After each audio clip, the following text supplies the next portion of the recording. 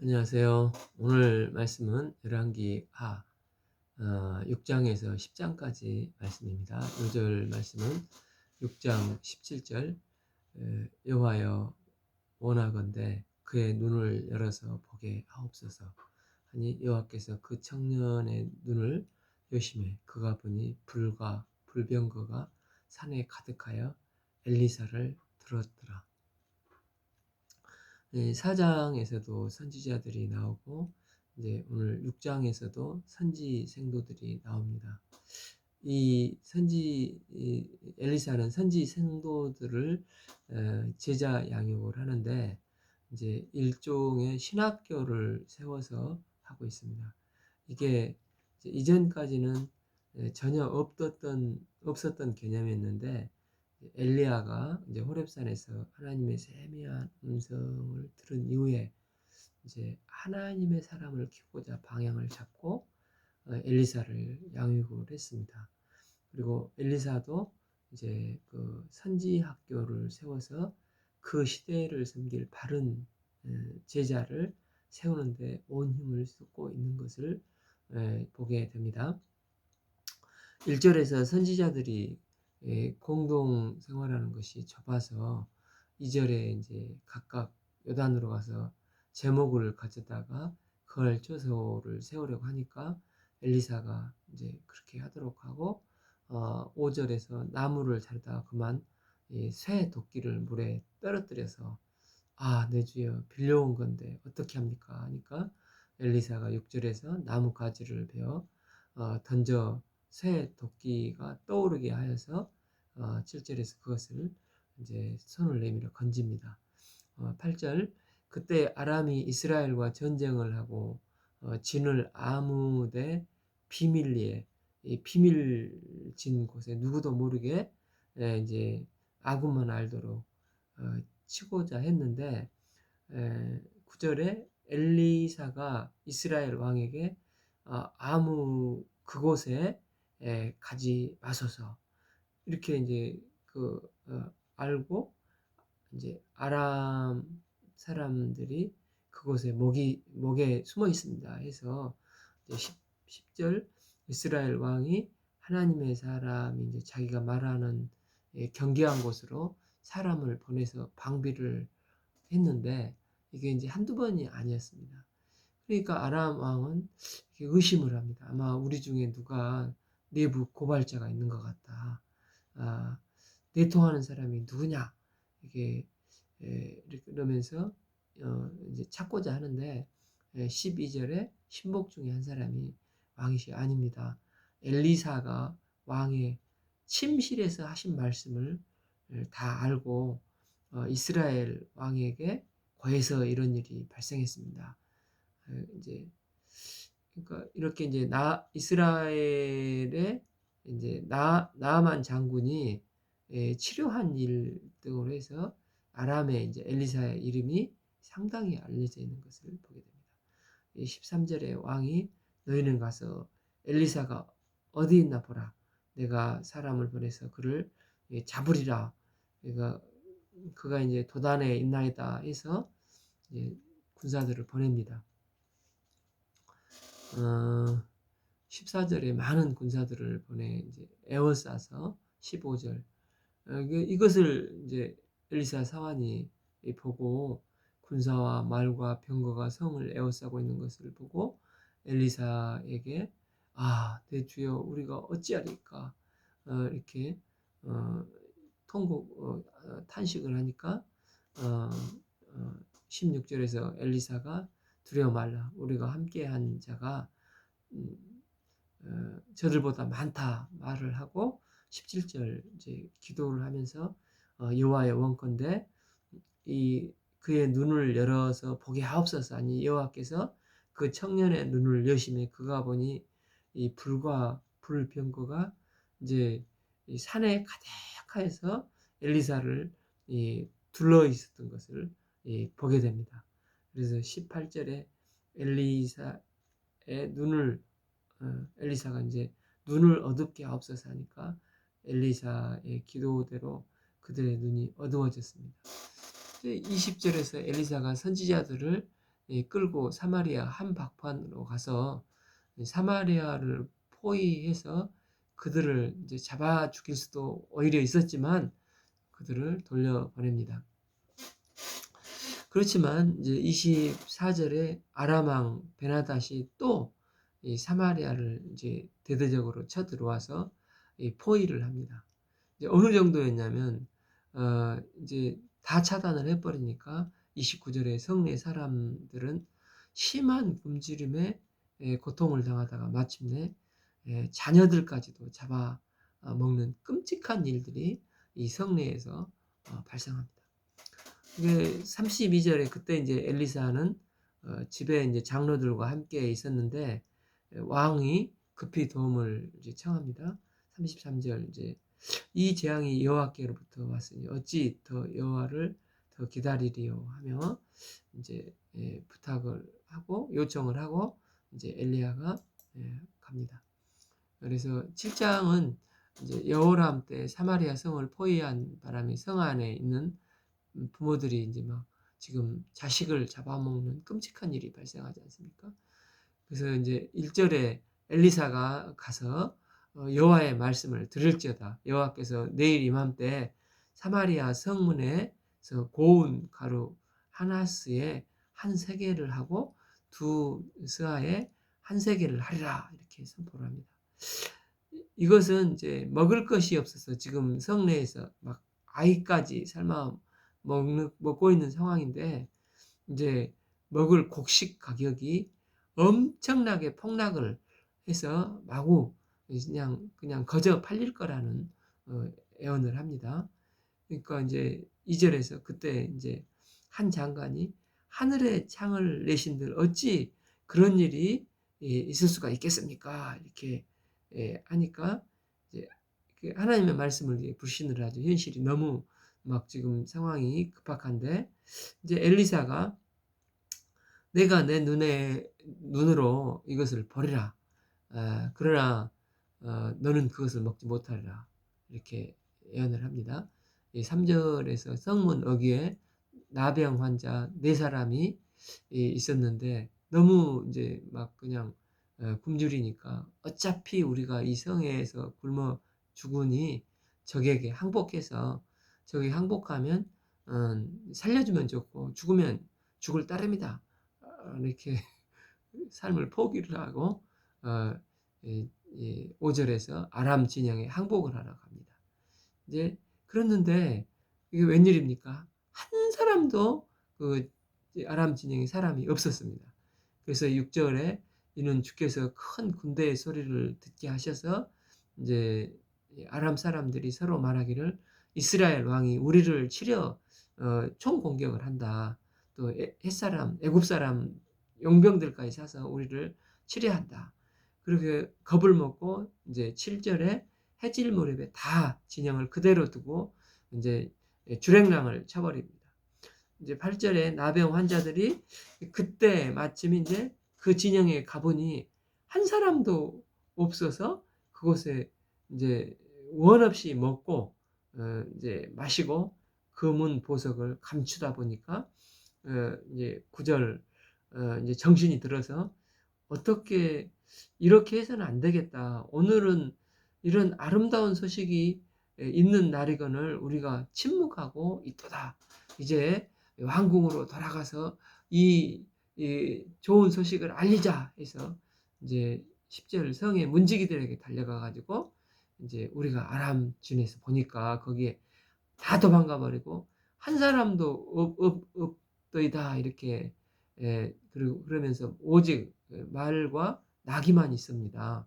이렇게 말을 하니까 12절 이제 왕이 분등병자를 보고 의심을 하죠. 그래서 13절에 신하가 정말인지 하면 한번 이제 정탐을 해보자 해서 14절 정탐을 했더니 15절 그들이 뒤를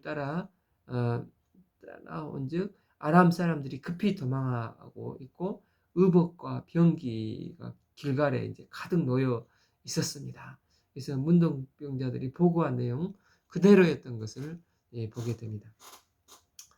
그러니까 이 소식을 또 들은 백성들은 16절에서 아람 사람의 진영에 인제 우르르 몰려가서 그 막 뭐 노략질을 하고 고운 이제 밀가루 한 스아가 한 세겔이 되는 일이 실제 여호와의 말씀같이 이루어졌습니다. 그런데 인제 17 절에 이미 굶주려서 눈이 뒤집힌 백성들이 이제 막 무질서하게 우르르 밀고 들어가니까 그 성문의 그 장관이 하나님의 말씀대로 그 인파에 깔려서 죽게 됩니다.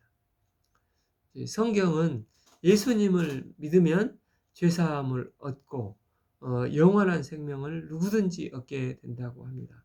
그러므로 예수님을 믿는 자는 누구든지 이제 그 구원을 받지만 끝끝내 주님을 믿지 않고 죽게 되면 영원한 심판에 들어간다고 말씀을 하고 분명히 있습니다.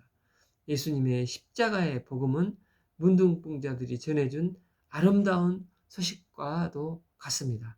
우리가 살아있을 때 예수님을 믿고 어, 어, 영생을 천국에 가서 얻기를 간절히 기도합니다. 18절에 하나님의 사람의 말대로 내일 이때쯤에는 가격이 폭락해서 이제 매매가 될 것을 예언했는데 그대로 되었습니다. 이제 엘리사와 아람 북이스라엘의 이런 정치적인 소용돌이 속에서 하나님의 능력이 드러나는 것을 우리는 볼 수 있습니다. 이제 8장은 이제 엘리사가 점점 그곳에 이제 거물이 되어가는 것을 볼 수가 있습니다. 엘리사가 이제 북이스라엘과 아람 사이에 이제 정치적으로 이제 거물이 되어가는데 북이스라엘 요람 왕이 엘리사를 자기 편에 끌어들이려고 엘리사의 종 게하시를 데려다가 이것저것 물어보다가 엘리사 한 일이 무엇이냐 그런 걸 물어보다가 이제 1절에서 엘리사가 도와줬던 수넴 여인을 얘기를 꺼냅니다. 2절에서 7년간 기근을 피해서 갔다가 돌아올 때 6절을 보면 왕이 그 여인을 이제 도와줘서 관리로 임명을 하는데 이처럼 이제 엘리사에게 잘 보이려고 하는 것을 볼 수가 있습니다. 그런가 하면 지난번 이제 에람 왕 베나닷이 북이스라엘을 3차에 걸쳐서 공격을 했지 않습니까? 그런데 그 베나닷이 이 병이 들었습니다. 그래서 자기가 아프니까 뭐 이제 8절에서 자기 부하 하사엘을 시켜서 적군인 엘리사를 찾아갑니다. 이제 병 들면은 앞뒤가 안 보일 정도로 급합니다. 이런 걸 볼 때 엘리사라는 인물이 이제 아람과 북이스라엘 사이에서 완전히 귀하게 대우받고 있는 것을 보게 됩니다. 여기 이제 하사엘 이름이 나왔는데 이제 하사엘은 그 엘리야가 호렙산에 가서 하나님의 세미한 음성을 들었을 때 하나님께서 엘리야는 이제 혼자 남았다고 했는데 이제 아직 바알에게 무릎 꿇지 않는 사람이 7천 명이나 남아 있다. 너 혼자가 아니라 이렇게 말씀을 하시면서 이제 세 가지를 하라고 했죠. 에후에게 기름을 부어서 이스라엘 왕을 삼고 또 하사엘에게 기름을 부어서 아람 왕으로 삼고 또 엘리사를 후계자로 기름 부어 세우도록 하셨는데 그때 그 사람이 이 하사엘이 이 사람입니다.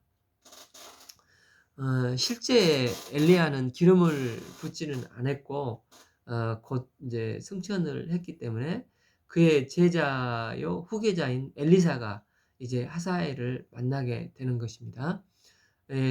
하사엘이 베나닷이 아프니까 엘리사에게 찾아가 도움을 청했는데 이제 하사엘이 엘리사의 이제 방에 들어서자마자 11절 그 사람을 엘리사가 한참 민망하게 쏘아봅니다.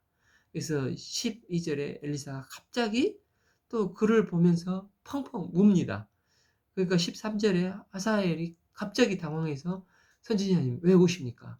했더니 이제 엘리사가 이제 네가 우리를 괴롭힐 것을 생각하니 이제 울지 않을 수가 없다. 너는 이후에 이스라엘 성에 불을 지르고 장정들을 칼로 죽이고 아이들을 뵌 임산부를 해칠 것이다. 이렇게 해서 이제 운다 이렇게 그럽니다. 그러면서 이제 베나닷을 네가 밀어내고 이제 아람 왕이 될 것이다. 이렇게 이야기를 하니까 하사엘이 여기서는 굉장히 겸손하게 말을 합니다. 13절 아니 개 같은 죄가 어찌 그렇게 되겠습니까? 어, 이렇게 말을 하는데 사실 이 하사엘이라는 사람이 봐보면 굉장히 야망이 있는 사람인 것을 볼 수가 있습니다. 이제 엘리사에게는 그렇게 말을 하고 이제 물러나는데 이제 엘리사는 그때 이렇게 말을 합니다. 10절에서 너는 베나닷에게 가서 베나닷이 다 나을 것이라고 말해라. 하지만 베나닷은 이번에 죽을 것이다. 이제 이 말을 듣고 하사엘이 돌아가서 14절에 그대로 베나닷에게 선지자가 그러는데 다 나을 거랍니다. 해놓고는 이제 15절에 그날 밤에 젖은 이불로 이제 베나닷 얼굴을 덮어서 베나닷을 죽입니다. 그러니까 하사엘은 결코 선한 사람이 아니고 무서운 야망을 가지고 있었던 사람이었습니다. 그렇게 해서 이제 아람이 이제 왕이 하사엘이 되고 그때 유다 왕도 그 시점에서 이제 바뀌게 되는데 16절 여호사밧이 죽고 그 아들 여호람이 왕이 됩니다. 여기서부터 이제 그 왕들이 막 헷갈리기 시작하기 때문에 꼭 왕들의 이게 지도를 보면서 이걸 볼 필요가 있습니다. 그나마 열왕기서는 이제 요람이라고 나와 있는데 좀 덜 헷갈리기는 하는데 에, 이제 요람과 여호람 사실은 같은 이름으로 나오고 있습니다. 이제 북이스라엘 왕의 이름은 요람, 남쪽 유다의 이름은 여호람이 동시에 나오는데 이제 여호람 유다 왕의 아내가 이 아달랴라고 하는데 북이스라엘 이제 유명한 그 아합의 친딸입니다. 그러니까 북이스라엘의 왕인 요람의 이제 여동생이 되는 것입니다. 굉장히 가계도가 복잡해집니다. 북이스라엘의 여동생이 이제 남유다 왕의 왕비인 아달랴이고 여호람의 통치는 짧고 27절에서 그의 아들 아사야가 아합의 길로 행하여 여호와 보시기에 악을 행하였습니다. 그가 이제 아합 집안의 사이가 된 거죠. 그러니까 아하시아의 어머니가 아달랴이고 또 이 아하시아 자신도 아합 집안의 이제 사이인데 아내를 북이스라엘에서 데리고 옵니다. 그래서 이제 참 이제 그 아합 집안이어서 참 느낌이 좋지가 않습니다. 이런 상황에서 북이스라엘의 요람이 아람과 계속 전쟁을 하고 있는데 28절 이제 아람 하사엘과 이 요람에서 부상을 입어서 이 전쟁에서 29절 이스라엘로 가서 치료를 하게 됩니다. 그리고 이스라엘에 있는 요람의 병문안을 남유다 왕 이제 아하시아가 오게 되는데 남유다의 왕 입장에서 요람 왕이 이제 외삼촌이 되는 것입니다. 그러니까 이제 아하시아가 외삼촌 병문안을 가면서 8장이 끝이 납니다. 여기서 이제 우리가 주의해서 볼 것은 그 요람 왕이 지금 어디에 있습니까? 이스라엘이라고 하는데 이스라엘은 나봇의 포도원이 있는 곳이었습니다. 그러니까 나봇이 포도원을 빼앗긴 땅이 바로 이 이스라엘 평야지대에 있는데 거기다가 이 포도원을 없애고 지금 이제 별궁을 지어서 지금 이제 북이스라엘 요람 왕이 여기에서 치료를 받으러 간 것입니다. 그리고 남왕국의 아하시아 왕도 거기에 병문안을 갖고 이스라엘에서 이제 이 상황에서 무슨 일이 일어났습니까? 이제 엘리야가 지난번에 예언을 하기를 이 이스라엘에서 너희들 다 죽을 것이다. 나봇의 핏값을 너희가 거기서 갚을 것이다라고 예언을 했었습니다. 이제 9장 1절에서 선지자 엘리사가 선지자 제자 중에 하나를 시켜 기름병을 가지고 2절 님시의 손자 에후를 골방으로 데리고 가 3절에서 기름을 부어 이스라엘의 왕으로 삼노라 이게 하고 가서 이제 붙는 사건이 나옵니다.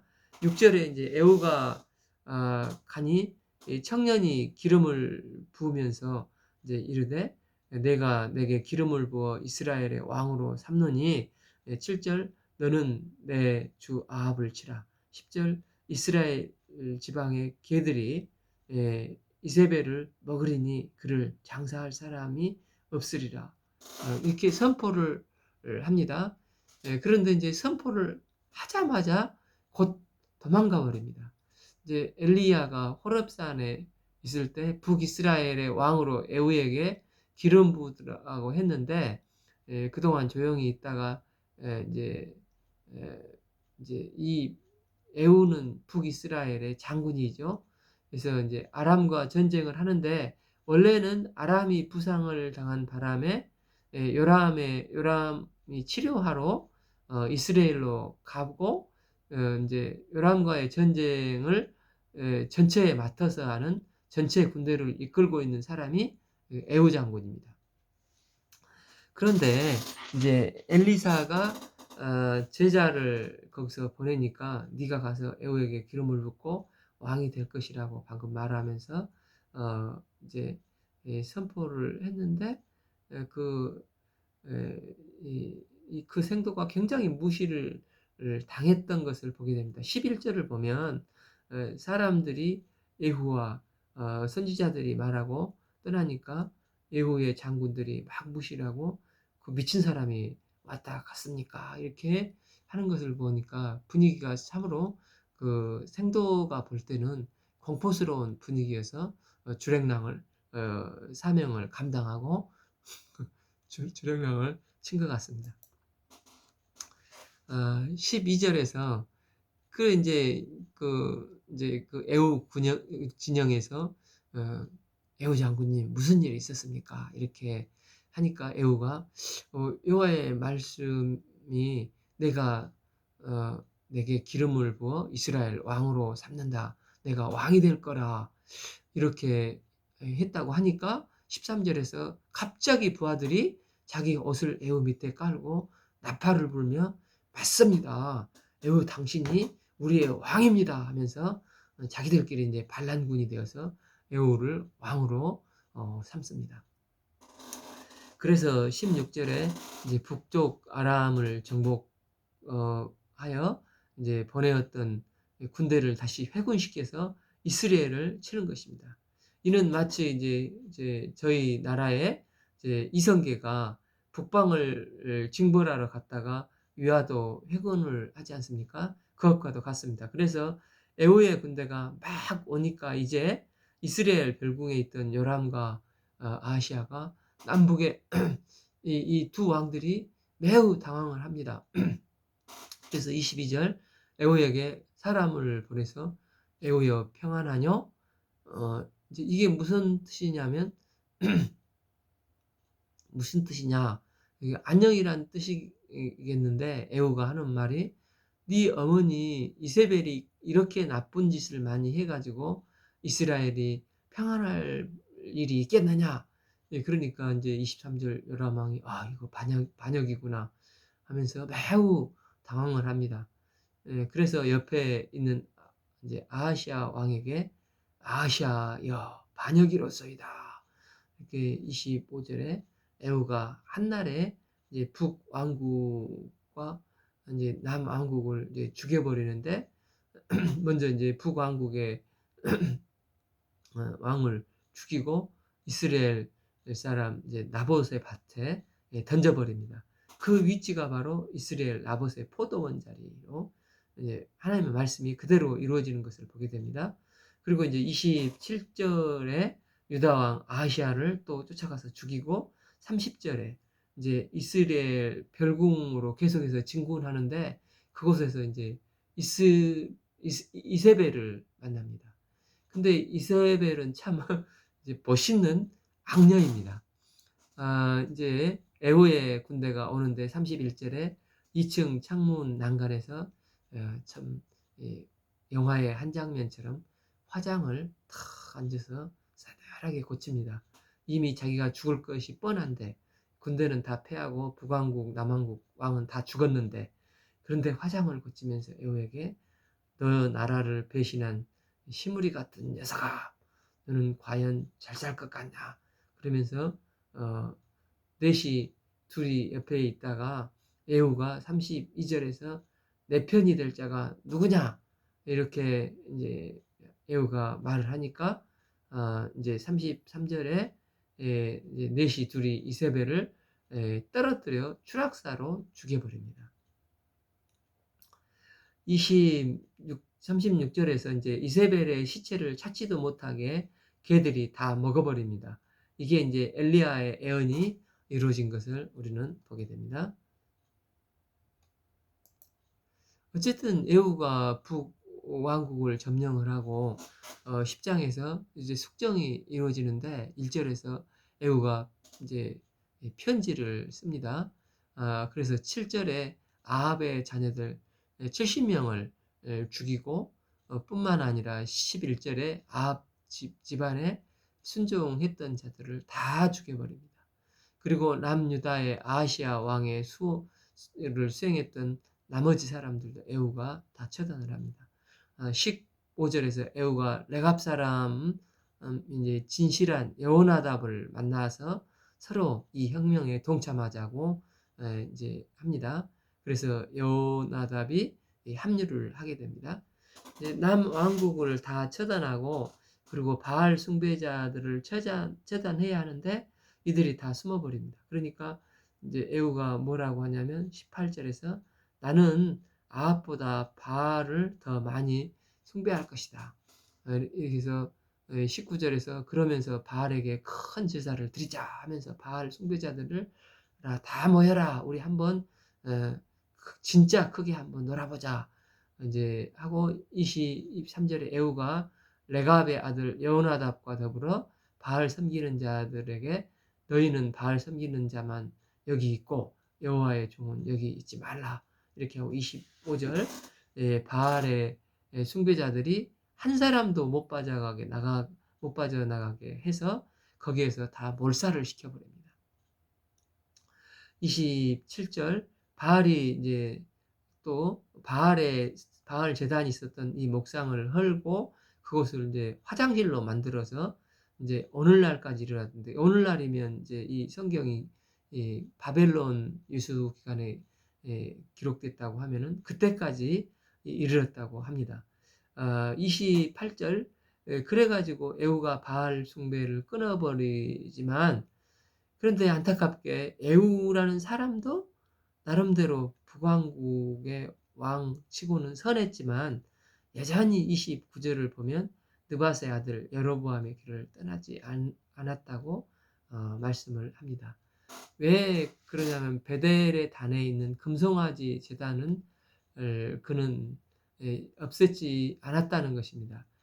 그 전에 아합은 여로보암의 제보다 더 크게 해서 바알의 제단을 만들었던 건데 에후는 바알 제단은 없앴지만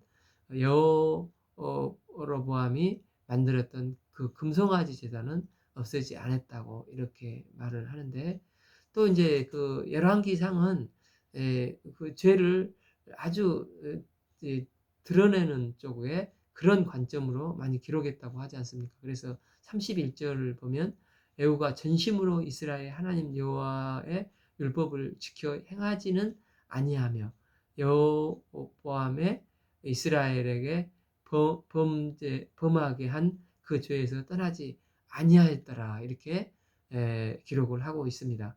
그래서 35절에 에후가 이제 죽어 장사를 지냅니다. 오늘은 6장에서 11장까지 10장까지 읽겠습니다. 감사합니다.